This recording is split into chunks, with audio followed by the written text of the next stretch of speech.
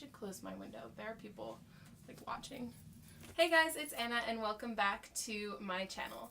Today I'll be sharing with you guys all of the books that I read in the month of January because if I do say so myself, it was a lovely month of reading. Probably the best I've had since like June, March, 2017, I don't know. What? Okay. I read some really fantastic books this month, got really into reading, and I really want to share with you all what I read so that hopefully you can read it and love it too. Maybe. I'm going to start with the beginning of the year. So, the first book I read this year, and that is Magnus Chase and the Gods of Asgard, The Ship of the Dead, which is the finale to the trilogy. Now, if you saw my favorite books of 2017 video, go click somewhere if you haven't, maybe. The second book in the series made my top books of the year. So suffice to say, I love these books, and this one definitely did not disappoint. Of course, I love Percy Jackson, but these books might top those. I don't know. It's just such a fun story, and it has to do with Norse mythology, which I know, like, not a lot about. And the love interest in this one is a gender fluid protagonist, which I don't know a lot about. So I had a really fun, enlightening time reading this too, and I want all children to love this book as much as I love it. It was really fantastic. I gave it a 5 out of 5 stars.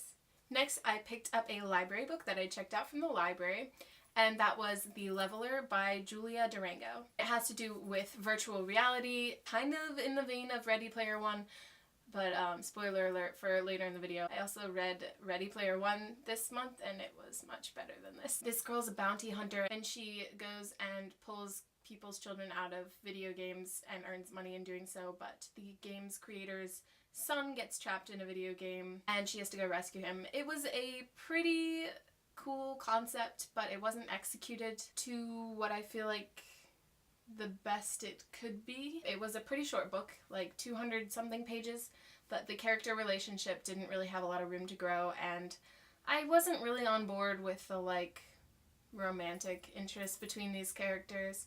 I just felt like it could have been a lot better than it was, so I gave it a 3 stars. The next book I read was freaking incredible, and that was Thunderhead by Neal Shusterman. Now, I read Scythe last year, the first book in this series, and I liked it. It wasn't like, I didn't think it was like my favorite book of ever, but I liked it. But this book blew my mind. Now, this series centers around a concept that no one has to die anymore in this world, so to curb population growth, I guess, they have these people called scythes who glean or kill people just randomly just to help curb population growth. The world is ruled over by this entity called the Thunderhead, and this book is about that entity. Super interesting. I was literally floored every other page by like how intelligent it was, and how many times I was just reading this and I was like, it's fine. I'm not like way too emotionally invested in this story or think that everyone should read this, because you should please read this. It's so good. It's so good. So I gave that a 5 out of 5 stars. Next, I read another incredible book, and that is The Sun and Her Flowers by Ruby Kaur. Now, I read Milk and Honey. She's the author of Milk and Honey. Super popular. I'm sure you know about it. Collection of poems, blah, blah, blah. That was pretty good. I read it December of 2016. But this one, if you can tell by all the tabs, I think I definitely liked it even more. You appreciate it through both the words and the aesthetic, and this just like spoke to me. Personally, like whenever I start reading her poetry, I don't initially click with it, but after a time I found myself just connecting to the concepts she was saying, and sometimes she would bring in these lovely images and ways that she described things that, you know, I've thought, but she just was able to dictate it so much better than my own messy thinking brain can do. I gave it a 5 out of 5 stars. Next book I read. When I started this, okay, let me tell you what it is first. Okay, that is The Cruel Prince by Holly Black. Now, like all throughout 2017, I was not up to date with the new releases. I was not reading them as they came out, so I was like, you know what, 2018, I'm just gonna read this one that's gotten a ton of hype, because For once, I wanted to be involved in the hype and know if the book was worth the hype. So I picked up The Cruel Prince, and I have to say that I did enjoy it. It started off kind of slow.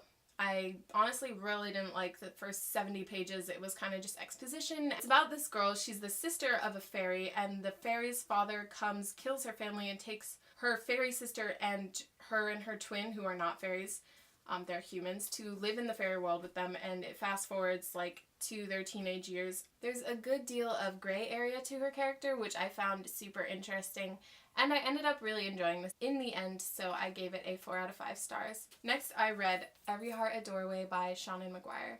I've seen this all over Bookstagram and BookTube, and honestly, I wasn't really sure what the hubbub was about. I heard it had some like really awesome like diversity, and I heard that it was like super weird. So I went in not really knowing if I would enjoy it or not, but I have to say that this was such a lovely book. Oh my goodness. I'm a sucker for beautiful writing.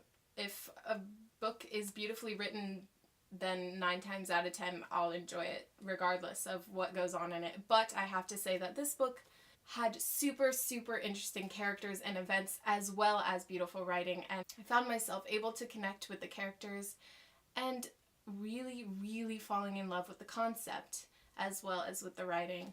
Highly recommend this book. Please pick it up. It's so good. I cannot wait to read the next ones. And also it was so short that I literally just like read it in a day. That's a 5 out of 5 stars.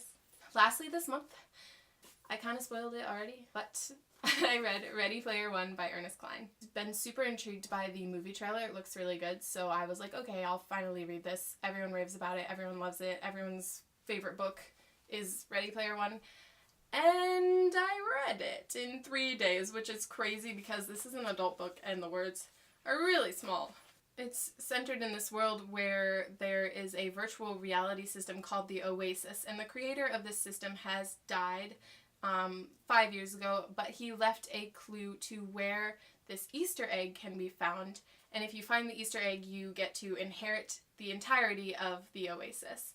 So this is the story about the kid who finds the initial key to unlock a series of like gates and tests in the Oasis, and it's a really cool world. I have to say that I did really love how the Oasis was designed.